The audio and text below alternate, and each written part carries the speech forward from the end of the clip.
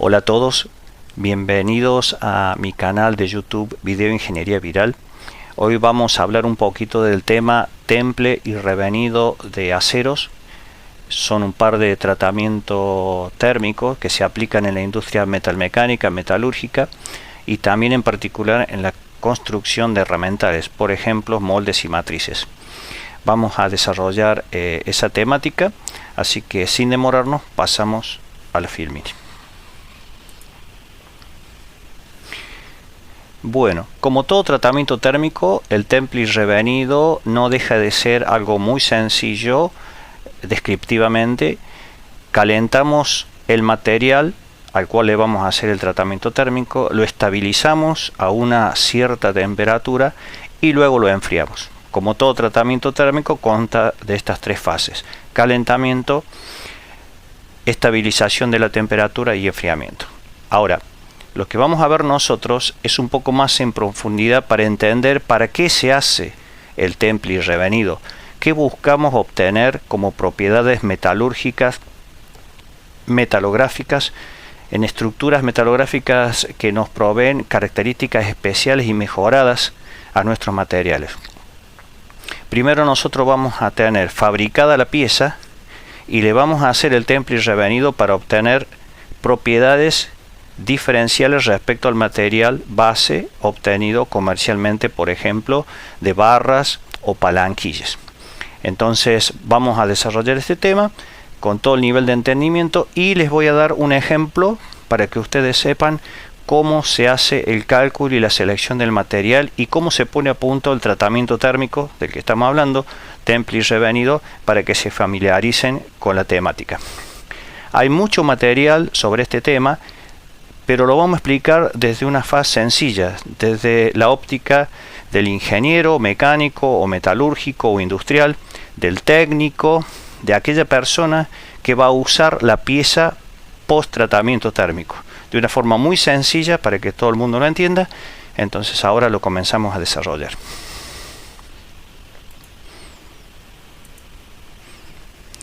Pero antes les recuerdo que pueden enviarme un email a mi casilla personal elvihugogonzalez@gmail.com para obtener más información de los cursos que estamos brindando con la modalidad online.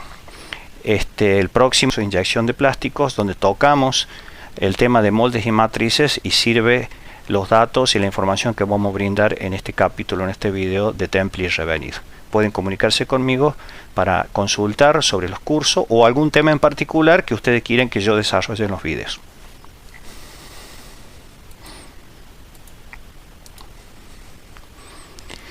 Bueno, comenzando el tema, temple y revenido.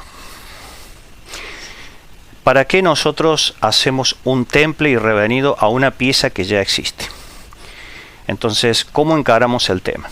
Nosotros compramos el material base distribuido comercialmente de una barra o una palanquilla que ya vienen laminados en caliente, y allí nosotros obtenemos nuestra pieza, por ejemplo una pieza mecanizada, una pieza de acero, le damos forma, la conformamos y ya toma forma esa pieza. Entonces la pieza suponemos que ya no nos sirve en cuanto a sus características mecánicas y metalúrgicas para ponerla en servicio. Esa pieza va a estar solicitada, como se dice, a esfuerzos mecánicos, por ejemplo, tracción, compresión, flexión, torsión o sus combinaciones, tracción combinada con flexión, flexión combinada con torsión. Eso tiene que ver con los esfuerzos externos, las fuerzas aplicadas o momentos torsorios o momentos flectorios aplicados sobre la pieza, en la aplicación que sea, y los esfuerzos internos. Entonces tenemos del lado de la solicitación mecánica una tensión de trabajo sobre la pieza. Sucede que quizás esa tensión de trabajo mecánica sobre la pieza supere a ciertos valores de tensión de resistencia del material del cual ya está hecha mi pieza. Entonces, ¿qué pasa? Lo que se hace en mecánica es, dada la pieza y el material ya preseleccionado, hacerle un temple y revenido para obtener mejoras en la calidad estructural del material. Por ejemplo, aquí estamos viendo un diagrama tensión-deformación que se conoce, donde en el eje vertical de ordenadas graficamos la tensión o el esfuerzo y en abscisa la deformación específica. Este diagrama surge de un ensayo de tracción. Acá está una probeta que le dibujé, donde se aplica una fuerza F en ambos sentidos, la pieza se estira, parte de una longitud inicial R0, entonces a medida que se va aplicando la fuerza, se produce un alargamiento delta L. Dada una sección, por ejemplo circular como está, se define tensión a la relación entre la fuerza aplicada y la sección resistente. Y se define a la deformación específica como la variación del largo de la probeta respecto a su longitud inicial. Entonces, suponemos el caso que yo compro un acero X comercialmente y que ensayado a la tracción, el fabricante me dice la curva de tracción, deformación, es la número 1, la que está dibujado acá en color negro. Entonces, ¿qué notamos de ese material? Que tiene un campo elástico, dada aquí por esta recta donde se cumple la llamada ley de Hooke, con su módulo de elasticidad, y tenemos acá un punto de máximo que se llama la tensión de fluencia o el límite de elasticidad. En toda pieza de la mecánica la hacemos trabajar a los esfuerzos dentro del campo elástico. El campo elástico es desde este punto trazado verticalmente hacia el eje de epsilon. El campo elástico es desde aquí hacia la izquierda y de aquí hacia la derecha es el campo plástico. Entonces nosotros no queremos que nuestras piezas se deformen, que queden inutilizadas y tampoco que se rompan cuando alcanza este punto de máxima tensión de trabajo, que es la resistencia mecánica que se llama, y aquí el punto de ruptura de la pieza. Nosotros a nuestras piezas las hacemos trabajar en el campo elástico, que es esta zona sin llegar al límite que se llama el sigma 0,2 o el límite de fluencia. A la pieza la hacemos trabajar con un coeficiente de seguridad en esta zona. O sea que dado una tensión, la pieza se deforma, pero recupera su dimensión original. Entonces, supongamos que mi material laminado, comprado comercialmente, ya me ha permitido fabricar la pieza. O sea, yo la pieza ya la tengo. Supongamos una pieza torneada, una pieza fresada, una pieza estampada. O sea, la pieza ya existe con el material base. Y supongamos que la tensión del trabajo de este material está muy próxima a su tensión de fluencia, ya casi saliendo del campo elástico. Entonces yo a mi pieza no la puedo poner a trabajar ya bajo las solicitaciones mecánicas porque se va a destruir, digamos, o se va a deformar en exceso o puede llegar a romperse. Entonces, ¿en qué consiste el paso siguiente que yo quiero lograr? Voy a hacerle un tratamiento térmico llamado temple y revenido para mejorar las propiedades mecánicas de mi pieza. La pieza ya está construida. Luego de que yo obtenga el temple y el revenido al final de estos tratamientos térmicos, mi pieza va a tener más resistencia mecánica y va a tener el grado de deformación y elasticidad similares a la primera, pero mayor resistencia mecánica. O sea, básicamente nosotros templamos y revenimos las piezas para mejorar las propiedades mecánicas. ¿Qué propiedades mecánicas serían? Mejorar el límite de elasticidad, o el sigma 0,2 que se llama, y mejorar la resistencia mecánica, que es la resistencia máxima. O sea que si este es mi límite de elasticidad o mi sigma 0,2 o tensión de fluencia del material base, luego que le hago el temple, solamente el temple, llego en la curva número 2, fíjense acá, a una mayor tensión de límite de elasticidad. O sea, este punto ahora sube acá. Y la resistencia máxima, que es este punto sobre la curva, también aumentó de este valor a este valor. Ahora, ¿qué pasa? Esto es el temple, solamente el temple. El temple hace que la tensión máxima de trabajo que yo le puedo aplicar a la pieza aumente. Puede aumentar un 20%, un 30%, un 50%, el doble puede aumentar, depende de la calidad del material, el tipo de material. Y como ven, si para este valor de tensión en el material base yo tenía esta posibilidad de elongación, después que yo la templo, pierdo esa cantidad de elongación porque la pieza templada se vuelve más dura, con menos elasticidad, pero sí con mayor resistencia mecánica a la tracción en este caso. Pero la pieza templada también una característica es que se vuelve muy frágil. Entonces yo debería alivianar esa tensión con un segundo tratamiento, que es el revenido. En el tratamiento de revenido, una curva típica de tracción es como la que está en verde, la número 3.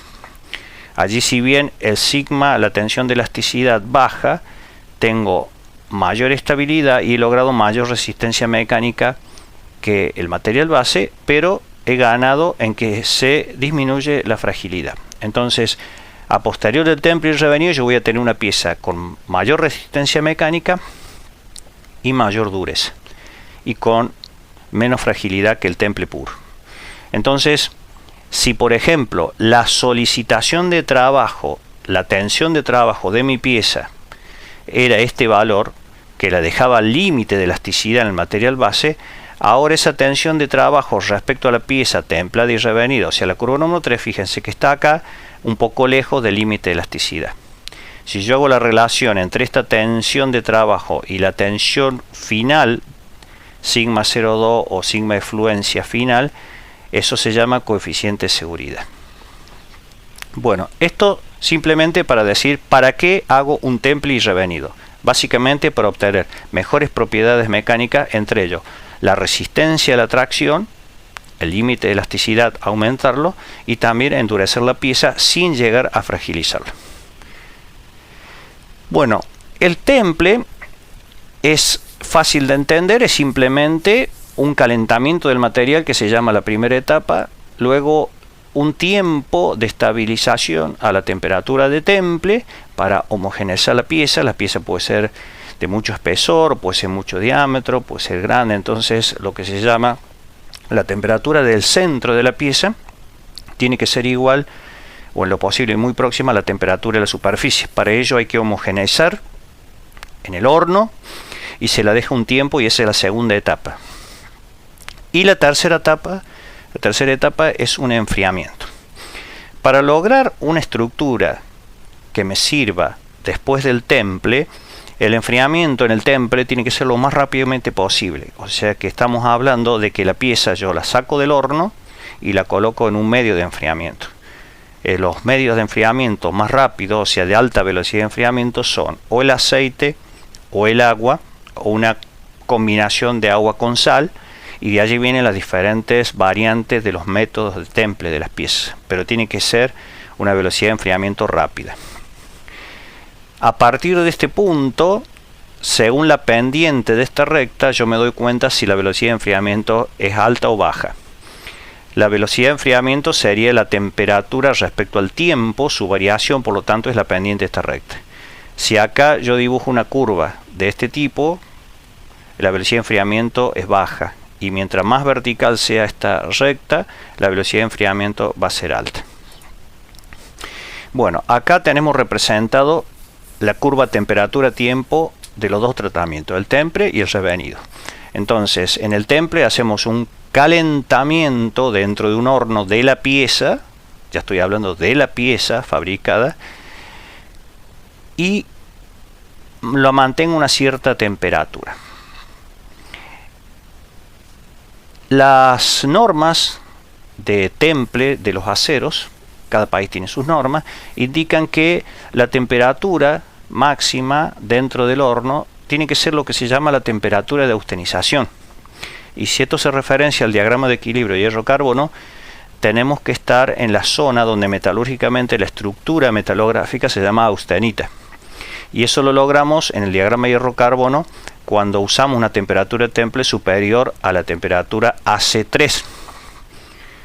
Recuerden que nosotros tenemos la AC1 y la AC3.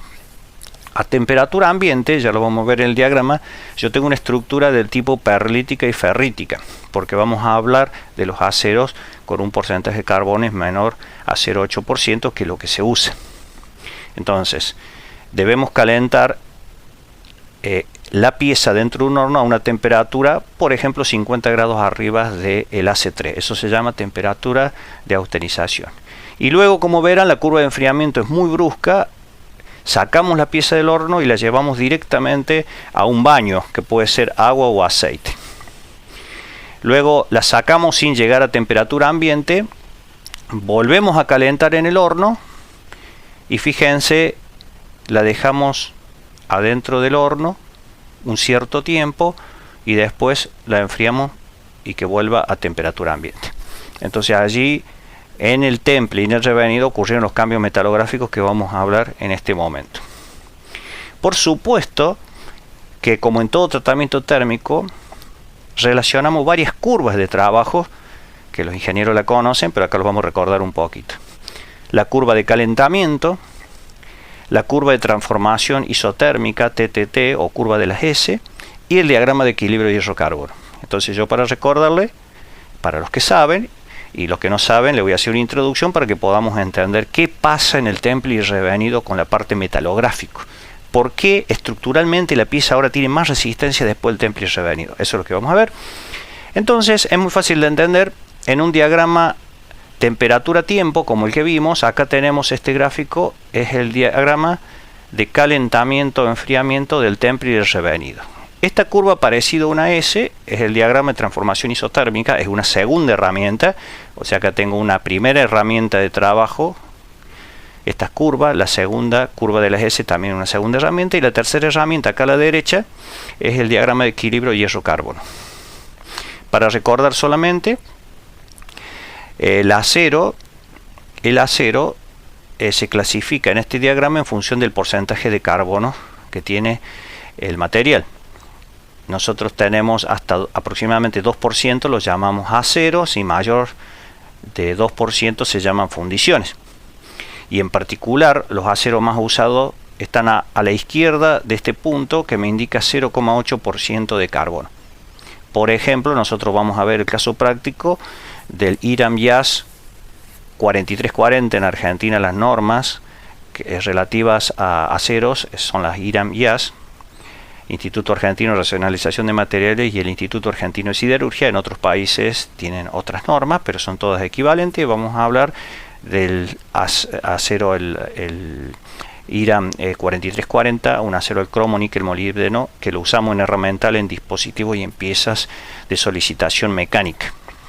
Entonces, un acero como el 4340 está a la izquierda de este punto, que se llama eutectoide, cuya estructura es perlítica.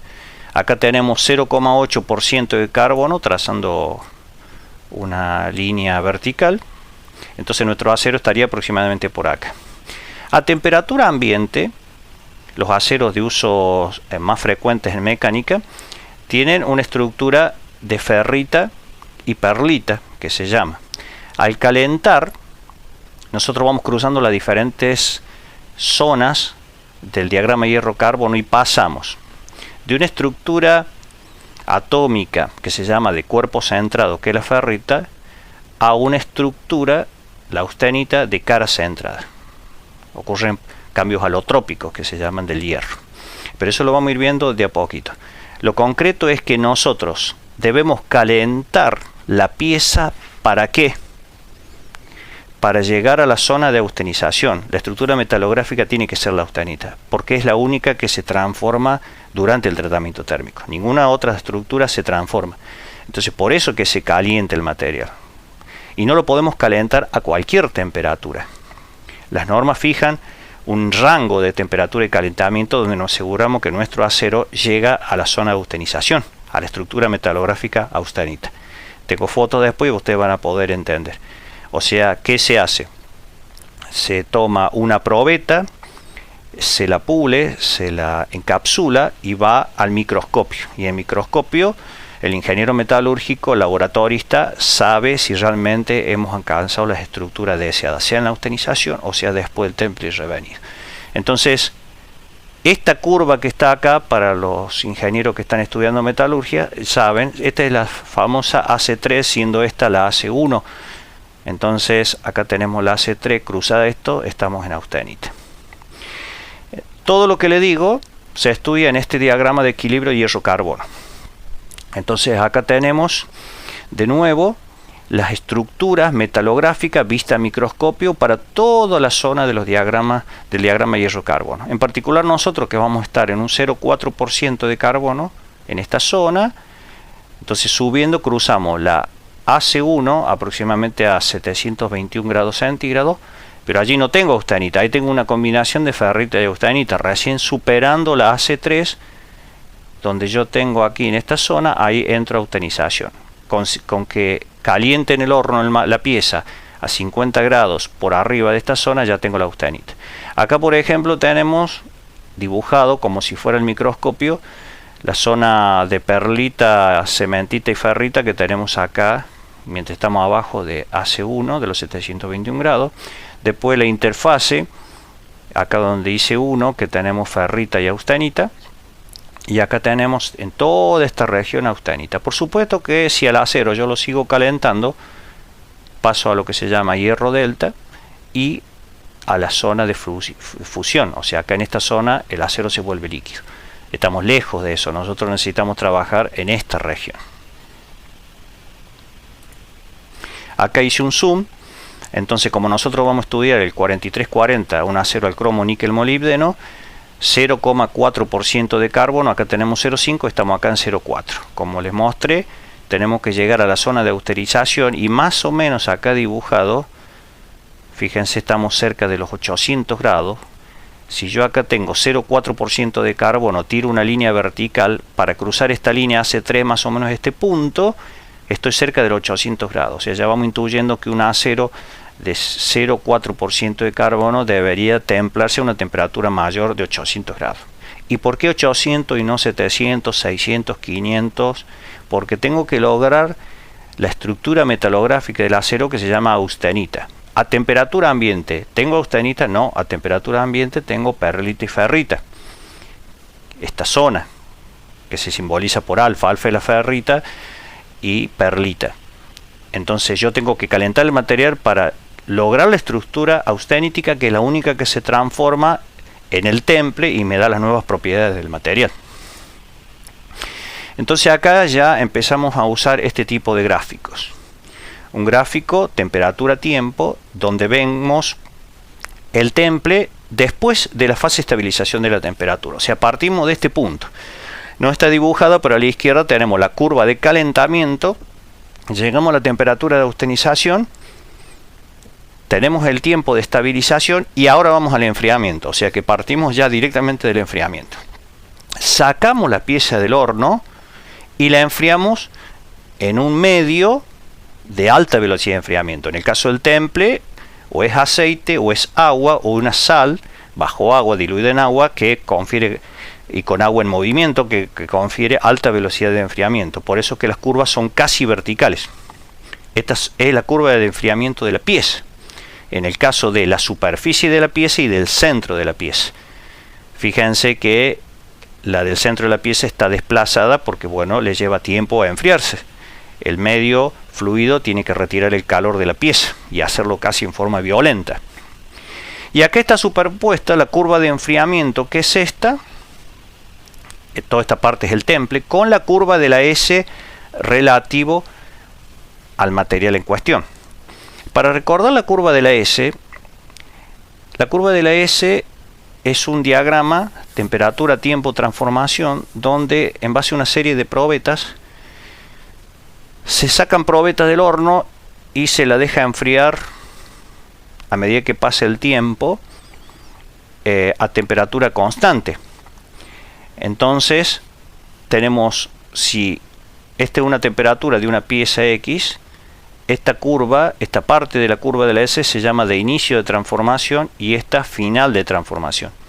¿Transformación de quién? De la austenita presente en la probeta. Entonces, yo, para que la estructura austenítica, estructura metalográfica austenita, se transforme en otra estructura metalográfica, yo tengo dos formas. O la enfrío, que se llama enfriamiento continuo, o la dejo a una temperatura constante y que pase el tiempo. Entonces hay una relación entre una curva de enfriamiento continuo y la curva de la S, y es lo que nosotros hacemos cuando superponemos estos dos gráficos. Entonces, Si esta curva a la izquierda se llama de inicio de transformación y esta curva se llama de fin de transformación, fíjense que a esta temperatura, este es el inicio de la transformación en el tiempo hacia el eje inferior, y este punto es el fin de la transformación. O sea que la austenita, en este caso a esta temperatura, se obtiene en un tiempo relativamente corto. Fíjense que a otra temperatura, este es el inicio de transformación y este es el final, tarda más tiempo. Bueno, entonces, ¿qué sucede? Si durante el enfriamiento de la pieza nosotros pasamos a la izquierda de esta curva de la S, obtenemos un tipo de estructura. Si esta curva de enfriamiento cortan a las curvas de la S, obtenemos otro tipo de estructura. Y si esta curva de enfriamiento corta en esta zona, tenemos otro tipo de estructura. Entonces, ¿qué quiere decir? Que según la velocidad de enfriamiento yo voy a obtener distintas estructuras metalográficas. Claro que sí. Entonces, si una curva de enfriamiento que parte de este punto tiene una velocidad de enfriamiento lenta, como puede ser al aire, entonces va a cruzar a las curvas de la S en el inicio y final de transformación por esta zona. Y en esta zona, la estructura metalográfica que voy a obtener se llama perlita. Que es la misma perlita que tenía el diagrama hierro-carbono, claro, porque el diagrama hierro-carbono se traza a partir de probetas enfriadas al aire. Entonces es lógico que con una curva de enfriamiento leve yo obtenga en esta región, luego que se inicia la transformación de austenita y el fin de transformación de austenita, una estructura perlítica. Si ahora uso otra velocidad de enfriamiento, por ejemplo, las piezas enfriadas con aire en movimiento, con un ventilador, por ejemplo, bueno, entonces la curva de enfriamiento va a cortar a la S en esta zona, en el inicio de transformación y fin de transformación. Y ahí voy a obtener otra estructura metalográfica. Y si utilizo otra curva con enfriamiento más rápido, en esta zona voy a obtener otra estructura, y así si corto por aquí y finalizo por aquí. Entonces, si la curva de enfriamiento termina cortando la curva de las S en esta región, la estructura final se llama perlita. Si la corta en esta región, tenemos sorbita y trostita. Si la corta en esta región, voy a obtener vainita en sus tres formas: vainita inferior, vainita media y vainita superior. Y si la curva de enfriamiento corta las curvas de la S en esta región, voy a obtener la martensita. Entonces, según cada tratamiento térmico es por donde la curva de enfriamiento va a cortar la curva de la S, y ahí tengo los distintos tipos de tratamiento térmico. Por ejemplo, recocido, normalizado, austempering, martempering, temple en un baño, como es el que estamos viendo. Entonces, ya dijimos que nosotros calentamos la pieza a una temperatura, por ejemplo, arriba de los 800 grados centígrados, para obtener estructura metalográfica llamada austenita. El enfriamiento tiene que ser lo más rápidamente posible. ¿Para qué? Para obtener la estructura de temple que se llama martensita. En esta zona, si la curva de enfriamiento corta la curva de los S en esta región, la estructura final va a ser martensita. Y martensita es una de las estructuras más duras y más resistentes que tienen los aceros. Por eso que nosotros buscamos a la estructura martensítica. Ahora, la estructura martensítica es muy frágil, entonces mi pieza va a ser frágil. Entonces, ¿qué sucede?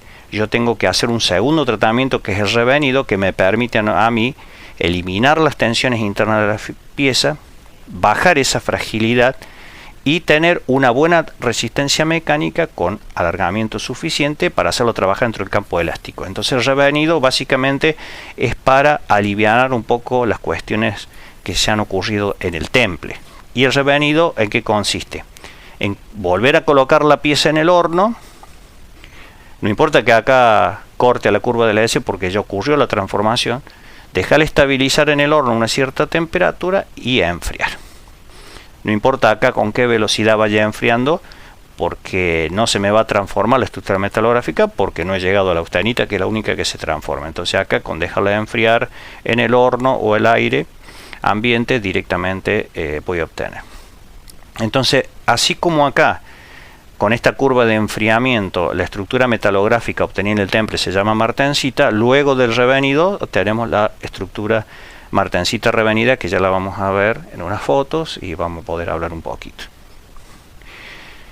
Entonces, aquí tenemos en forma similar una curva de enfriamiento. Cuando se alcanza esta temperatura de inicio de transformación martensítica, se llama martensita superior, inicial, y esta final. También yo puedo hacer un tratamiento térmico que se llama isotérmico. En esto lo que estamos viendo acá es un martenpering. Yo puedo sacar la pieza del horno, enfriarla, pero no dejarla todo el tiempo del mundo. Entonces yo la enfrío y la dejo en un baño donde puedo controlar la temperatura, que es esta temperatura. Entonces acá la dejo mientras el fluido, el baño, se mantiene a temperatura constante. Entonces yo la dejo un tiempo a esa temperatura, obviamente con baños de recirculación de temperatura controlada con termocupla, y en un tiempo inicia la transformación y fin de la transformación. Pero no llega a obtener una martensita, sino que se obtiene una vainita de características parecidas, pero es menos frágil. Esto se llama martenpering. Si el tratamiento se hace por acá, se llama austenpering, es una variante también. Entonces, después que yo hago el temple y transformé la estructura austenítica del acero en una estructura martensítica de buena resistencia mecánica, pero es muy frágil para usarla en la pieza, entonces yo le voy a hacer el tratamiento de revenido. Ahora, hay una característica: la resistencia mecánica de la pieza después del revenido depende directamente de la temperatura que yo haga el revenido. O sea que la resistencia mecánica ahora está asociada a esta temperatura, a esta ordenada temperatura de revenido. No es lo mismo revenir a esta temperatura, a esta o a esta o a esta. La propiedad mecánica van a cambiar. Entonces fíjense ustedes, para un acero, por ejemplo, como este, 0,35% de carbono, cuando yo hago el temple, y ya sé que la estructura es martensítica, fíjense la dureza. La dureza está en el orden de 55 Rowell C, muy dura. Mientras más carbono tiene luego del temple, tengo una dureza extraordinaria. Ya arriba de 60 Rowell C, ya la pieza es muy dura. O sea, la martensita provee realmente una dureza extraordinaria. Entonces, si mi pieza tuviera que trabajar como si fuera un eje a un desgaste tremendo, entonces yo podía templarla directamente, y sé que con 60 Rowell, diría más de 50 Rowell, tiene muy buena resistencia al desgaste, mientras mi pieza no esté trabajando otra solicitación, por ejemplo flexión. Entonces yo la puedo dejar ahí si mi pieza trabaja al desgaste. O sea que yo solamente puedo hacer el temple sin el revenido si, por ejemplo, la propiedad mecánica que quiero mejorar es resistencia al desgaste. Ahora, una pieza con otro tipo de solicitación, flexión, tracción, torsión o flexotorsión o flexocompresión, ya ahí no puede ser tan dura, porque la pieza se torna frágil cuando yo después del temple obtengo la martensita. Entonces, ¿qué hay que hacer? Hacerle un revenido. Y como verán ustedes, a medida que yo aumento la temperatura del revenido, cae la dureza y por lo tanto la resistencia mecánica. Entonces yo deberé elegir una zona de temperatura de revenido para obtener la resistencia mecánica que deseo. Se supone que yo he calculado las solicitaciones y eso me tiene que dar a mí una tensión de trabajo. La tensión de trabajo tiene que ser menor a la tensión admisible del material dentro del campo elástico, o a su sumo igual. Entonces, pero nunca la tensión de trabajo arriba de la tensión admisible, porque si no la pieza queda fuera de servicio.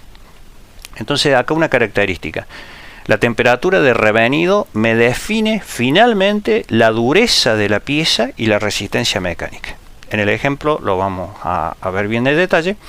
Entonces hago una foto para mostrarles la estructura metalográfica. Esto es al microscopio. ¿De cuántos aumentos? Aproximadamente entre 100 y 1000 aumentos obtenemos este tipo de estructuras, entre 100 y 1000X que se llama, y esta es la austenita. Fíjense que cuando llevamos al laboratorio la muestra, la pastilla que se llama, la pulimos, se hace el ataque y todo lo que corresponda, y vemos el microscopio, fíjense que lo que más vemos, lo que más nos importa es el tamaño de grano y la precipitación a los bordes de grano de la austenita. Entonces, si bien nosotros vamos a modificar la estructura metalográfica después del temple y revenido, pero una pieza que se va a comportar bien bajo las solicitaciones mecánicas tiene que ser normalmente de grano fino. Entonces, cuando yo busco la temperatura de austenización, no me tengo que ir muy lejos para arriba del AC3, porque ya sabemos que mientras más alta es la temperatura de austenización, el tamaño de grano aumenta. Entonces yo después del temple y revenido voy a obtener un tamaño de grano un poco grande, que afecta negativamente a la resistencia mecánica. Entonces, por eso que como norma se elige, de acuerdo al porcentaje de carbono del acero, 50 grados apenas arriba del AC3, y con eso es suficiente para asegurar un grano fino. Acá les muestro en un dibujo, pero es lo que se ve al microscopio. En el caso de antes de tener el temple, la estructura del acero es perlítica. Entonces acá tenemos, por ejemplo, los cristales de perlita, y acá tenemos los granos de ferrita. Estos los aceros de bajo carbono, porque los aceros de bajo carbono prevalece más la ferrita, de estructura ferrítica. Ya los aceros de mediano carbono tenemos más participación de la perlita, y los de alto carbono ya es casi todo perlita con el intergrano de ferrita. Entonces fíjense, un acero de bajo carbono y un acero de alto carbono. Si nosotros no le hacemos tratamiento térmico respecto a las propiedades mecánicas de la pieza, preferimos elegir el acero que mayor carbono tenga. Acá tenemos de nuevo la estructura perrítica, con perlitas, lo que es la cementita, la componente cementita, que es carburo de hierro, que junto a la ferrita me dan la perlita. Acá tenemos la microestructura de la perlita, que como ustedes ven son especies de láminas estiradas. Acá tenemos la zona intergranular, esto es perlita, así que ahí tenemos precipitación de ferrita. Y ya en tratamientos térmicos como el Austenperin, por ejemplo, tenemos vainita y ferrita. Fíjense que ya las estructuras más duras van mudando de estructuras globulares a estructuras aciculares, que se llaman, o en forma de agujas. Fíjense lo que es la perlita y fíjense lo que es la vainita. La vainita esta tiene mucho más resistencia mecánica que la perlita, y ya tiene forma al microscopio en forma de agujas, agujas finitas, y mientras que estas son en forma de láminas. Y acá tenemos la estructura deseada en el temple, que se llama martensita. Es una estructura dura, muy frágil. Fíjense que tiene forma de agujas dispersas, de un tamaño distinto al de las vainitas. Pero entonces esta estructura que veo al microscopio es la que tengo acá luego de obtener la martensita, cuando la curva de enfriamiento cortó la curva de la S en esta zona y en esta zona. Ahora bien, nosotros para obtener la estructura martensítica estamos hablando de que tenemos que tener altas velocidades de enfriamiento caracterizadas por estas curvas que son casi verticales, la curva de enfriamiento. Ahora bien, otra posibilidad es que yo desplace la curva de la S hacia la derecha, porque si la curva de la S está muy tirada a la izquierda, entonces necesito velocidades de enfriamiento muy violentas para que no toquen la nariz de la S, que se llama acá, y esto es lo que se llama la velocidad crítica de temple. Es la curva de enfriamiento que pasa rozando la nariz de la S. Entonces, ¿cómo hago yo para que esta curva de la S esté tirada a la derecha y no necesite tantas velocidades de enfriamiento de forma violenta? Bueno, sabemos que la curva de las S se desplaza hacia la derecha en el tiempo, favoreciendo el temple, cuando yo elijo un acero con alto porcentaje de carbono. Una característica de un acero de alto porcentaje de carbono es que desplaza la curva de la S hacia la derecha, facilita el temple. Y otras son los elementos de aleación. Los elementos de aleación también desplazan la curva de la S hacia la derecha. Y los elementos de aleación le confieren mayor resistencia mecánica a la pieza. Recuerden ustedes que en la solidificación de los aceros se cumple el principio de nucleación y crecimiento, y que el sistema de deformación mecánica de los aceros es por movimiento de dislocaciones entre los planos inclinados de los planos atómicos. Entonces, un componente de aleación como el cromo, el níquel, el molibdeno hace que favorezca la nucleación, el crecimiento alrededor de ese núcleo del átomo, del agregado que le estamos haciendo al acero base, y al nuclear en muchos puntos el tamaño de grano se afina, y eso hace que la resistencia mecánica aumente, y de paso desplaza la curva de la S a la derecha. Entonces nosotros, cuando queremos obtener una pieza de elevada resistencia mecánica, antes del temple y revenido usamos un acero que tenga un buen porcentaje de carbono, por ejemplo 0,3, 0,4, 0,5% es buen porcentaje de carbono, y mejor si es aleado, por ejemplo con cromo, níquel, molibdeno, vanadio. Esos son las aleaciones que confieren mejores propiedades mecánicas después del temple. Todos esos elementos de aleación hacen que la curva de la S se desplace a la derecha, por lo tanto ya no tiene que ser tan violento el enfriamiento. Concretamente, luego del temple, la estructura encontrada en esta región se llama martensita, y ahí tenemos la foto. Y después que le hago el revenido, ya obtengo una estructura que se llama martensita revenida. Fíjense, respecto a la anterior, la forma de agujas que tiene la martensita, y luego del revenido tiene una forma más globular y de tamaño de grano fino. Evidentemente es un buen acero templeado y revenido, pero ya estamos en esta zona al final del segundo tratamiento térmico. Entonces, repasando, nuestro acero base obtenido de laminación en barra o palanquilla, yo fabriqué mi pieza, supongamos, la mecanicé, una pieza mecanizada, o la estampé. Bueno, entonces mi pieza tiene un diagrama de tracción de este tipo, como la curva 1, donde la estructura metalográfica es perlita.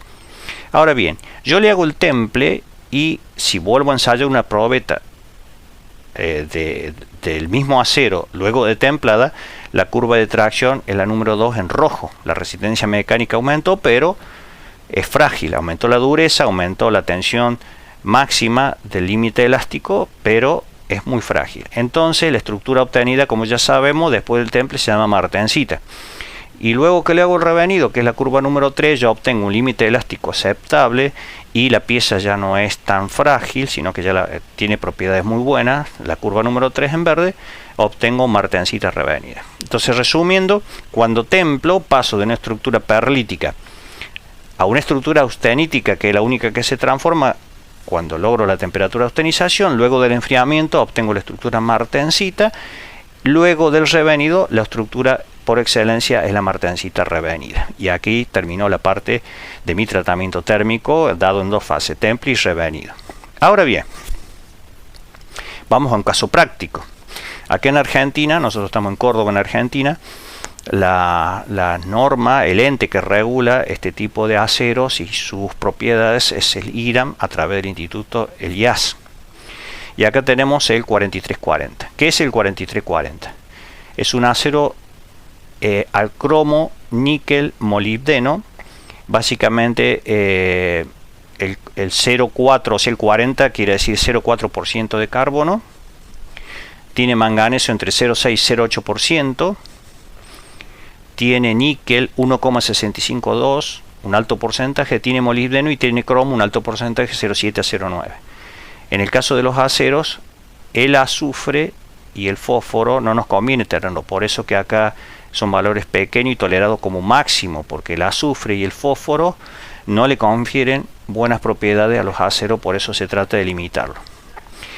Y esta norma me dice que el acero IRAM 4340 tiene el AC1, la temperatura AC1 en 732 grados y el AC3 en 773. Pasado los 773 yo estoy en zona de austenización, o sea, con colocar al horno la pieza a 50 grados más, por ejemplo 820 grados, 50 grados más que los 773, yo ya estoy asegurando que estoy en la zona de austenización. Y acá más abajo nos dice que templado al agua, el 99% de martensita, que es la estructura buscada, se da solamente en probetas de hasta 75 milímetros. Pero esto es un dato nada más. Entonces esta es la curva de la S del acero el 4340. Fíjense ustedes que acá tenemos una parte de la nariz de la S y la falda que se llama. Y acá tenemos la curva de inicio de transformación y aquí final de transformación. Entonces, volviendo acá, si yo tomo 50 grados arriba de 773, por ejemplo 820 grados, estaría en esta zona, en este punto. Yo tendría que tener una velocidad de enfriamiento de este tipo que pase a la izquierda de este faldón de la curva de la S para obtener la estructura martensítica en esta zona. Entonces este acero templa muy bien en aceite y templa muy bien en baño de sales. Cualquier otra velocidad de enfriamiento que yo le dé que pase por acá, voy a obtener otra estructura metalográfica por transformación de la austenita, pero ya no van a ser la martensita, que es la que busco. Entonces la norma me da acá el gráfico. Fíjense que si la pieza cae de 820 grados, templada rápidamente, pasando por aquí, aproximadamente en 10 a la 2, o sea 100 segundos, 100 segundos es lo que le lleva la velocidad de enfriamiento del medio para obtener la estructura martensítica. ¿Ok? Otra cosa que me dice acá, que cuando viene enfriando la pieza, supongamos en aceite o en un baño de sales o en agua, ya casi a los 300 grados comienza la transformación de la martensita. Cuando llega a los 200 grados, me dice acá, ya tengo el 90% de la transformación. O sea que aproximadamente entre 300 grados y 200, allí se produce la transformación completa. Entonces, volviendo a nuestra estratificación, a este zoom del diagrama hierro-carbono, ¿se acuerdan? Nosotros queríamos tener primero en el calentamiento la estructura austenítica. Bueno, aquí esta es la curva AC3, que para 0,4% de carbono, el acero que estoy usando, se logra 773 grados. O sea que este punto donde tengo el mouse aproximadamente es 773. Y me dice que el rango de temperatura de temple es 815-840 para el temple, o sea que estoy en esta región. Yo podría subir más la temperatura, sí, a 900.000 grados, pero ¿cuál es el riesgo? El tamaño de grano. Yo apenas tengo que templar el material apenas 50 grados por arriba, dicen las normas, de la temperatura AC3 para que el grano no aumente demasiado. Bien. Entonces, si yo templo a esa temperatura, me dice esta norma, yo voy a obtener diferentes características mecánicas. Si yo al acero lo tomo y fabrico la pieza después de laminado, o sea, uso comercial, el RP02, que es el sigma 02, el límite de fluencia práctico, se da 860 megapascales. A mí siempre me gusta hablar en kilos por milímetro cuadrado, o sea que estos 860 megapascales son 86 kilos por milímetro cuadrado. Eso anterior al tratamiento térmico. Y acá tienen los otros valores de dureza. Por ejemplo, laminado en caliente, una dureza Rowell C de 42. Esta pieza es apta para mecanizado porque con 42 Rowell C es buena dureza para las herramientas de corte, los insertos de corte. Entonces por eso que antes del tratamiento térmico yo mecanizo la pieza o la estampo, pero yo la pieza la tengo que tener ya construida, porque a 42 Rowell C yo la puedo mecanizar con las herramientas de corte convencionales. Pero eso me da una resistencia mecánica sobre el límite elástico, el límite de trabajo de la pieza de 86 kilos por milímetro cuadrado. Y puede ser que las solicitaciones mecánicas que van a actuar sobre la pieza requieran más de 86 kilos por milímetro cuadrado, y por eso es que le hacemos el temple y revenido. Entonces, después del temple dijimos la dureza final de la pieza y la resistencia mecánica final se la va a dar el revenido, el tratamiento térmico revenido. Ahora, también vimos que según la temperatura del revenido que yo elija, van a ser las propiedades mecánicas de la pieza. Entonces, por ejemplo, este acero que yo lo he usado mucho, el 4340, me gusta hacerlo revenido a 300 grados centígrados, porque acá no te recomienda la norma qué temperatura de revenido usar. Vos la tenés que conocer o deducir de este gráfico y seleccionar la temperatura revenida en función de los parámetros propiedades mecánicas que quieras obtener. Yo elijo siempre, me gusta mucho 300 grados centígrados. Con 300 grados centígrados acá cruzo la curva de RP, que sería RP02, sigma 02, límite de elasticidad práctico. Entonces a 300 grados centígrados temperatura revenido me dice que después del revenido voy a obtener una tensión de trabajo límite elástico de 1500 megapascales, que serían 150 kilos por milímetro cuadrado. Entonces recordemos, acá le puse a la derecha que mi pieza antes del tratamiento tiene 86 kilos por milímetro cuadrado. Después del tratamiento de temple en aceite y revenido a 300 grados va a tener 150 kilos por milímetro cuadrado, casi el doble. Y la dureza, que en caliente, la dureza antes del tratamiento, en caliente antes del tratamiento térmico es de 42 ROULC. Después del temple y revenido vamos a obtener una dureza Brinell de 500, que es aproximadamente 50-52 ROULC. Sobre 10 puntos sube en ROULC la dureza, 10 puntos después del temple y revenido. Y la resistencia mecánica límite elástico sube casi al doble, de 86 kg por milímetro cuadrado a 150. Entonces, yendo al resumen, mi pieza construida con el acero 4340 sin temple y revenido me da un R02, o sea, este punto de límite de elasticidad de 86 kg por milímetro cuadrado y una dureza de 24 ROULC. Después del tratamiento térmico de temple llego a un sigma 02 de 200, pero la estructura martensítica le confiere mucha fragilidad, entonces le hago el revenido y baja a 150 kg por milímetro cuadrado, el R02, el límite fluencia, y la dureza queda en 52, y de paso queda con un alargamiento del 18%, que es este, el revenido a 300 grados, la curva de alargamiento me da el 18% entre la longitud inicial de la probeta y lo que se estira, que es bueno. Tremenda resistencia mecánica de 150 kg por milímetro cuadrado y un alargamiento de 18% es realmente muy buena para todas las piezas mecánicas fabricadas con acero, en este caso 4340, un acero de 0,4% de carbono, cromo, níquel, molibdeno, y puede absorber muchas solicitaciones mecánicas de todo tipo: flexión, tracción, torsión y combinaciones flexión con tracción o flexión con torsión o tracción, flexión y torsión. Todas las combinaciones andan muy bien este acero. Muy bien. Bueno, espero que este video les haya gustado. Traté de explicarles bien lo que es el temple y revenido, en qué lo usamos,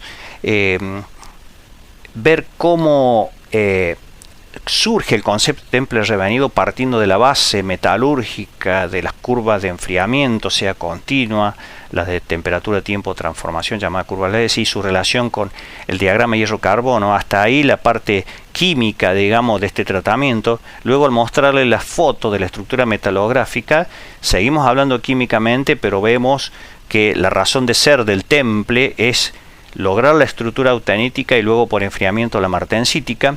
Y después algo muy particular en el segundo tratamiento, que es revenido. Resulta que la temperatura de revenido es la que me define directamente las propiedades mecánicas que quiero. En función de la temperatura de revenido que yo elija, es la resistencia mecánica que voy a obtener, el alargamiento específico y la dureza que va a tener la pieza. Si este video te gustó, nos ayuda mucho a que le des un like, te suscribas, habilites la campanilla para las notificaciones, y bueno, en los comentarios puedes proponer nuevos temas o hacernos las consultas o mandarme directamente un mail, elviohugogonzalez@gmail.com, sobre este tema o cualquiera de los temas de este canal que estamos haciendo crecer, que se llama Video Ingeniería Viral.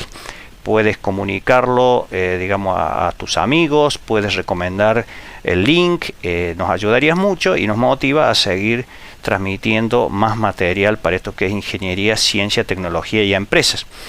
Y te recuerdo, si quieres hacer los cursos, pasas un mail y te mandamos toda la información. Bueno, ha sido un gusto y nos vemos en la próxima.